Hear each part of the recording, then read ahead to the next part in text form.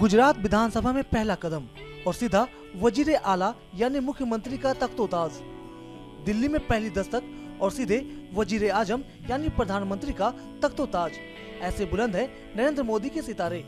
जिन्होंने भी मोदी को निशाना बनाया उनके सितारे गर्दिश में चले गए, लेकिन मोदी का बाल तक बांका नहीं हुआ।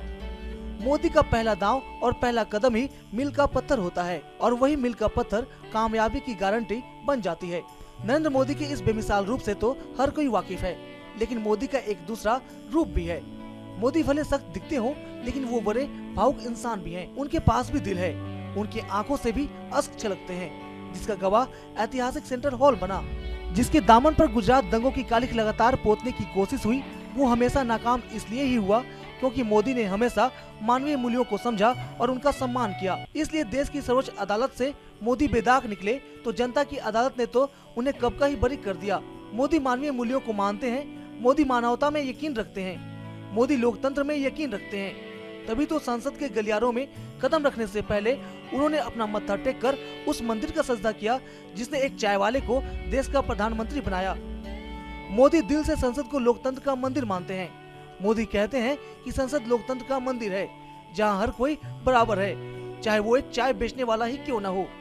मोदी की उसी आस्था और विश्वास की बानगी ये तस्वीरें पेश कर रही हैं, जो अपने आप में यादगार और ऐतिहासिक बन गयी।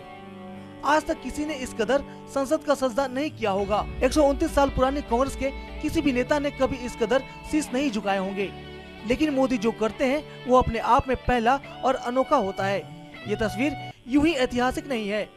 इसी संसद में नोटों के बंडल लहराए गए, इसी संसद में हमारे चुने हुए माननीयों ने माइके तोड़ी, सरकारों की सह पर बिल फाड़े गए।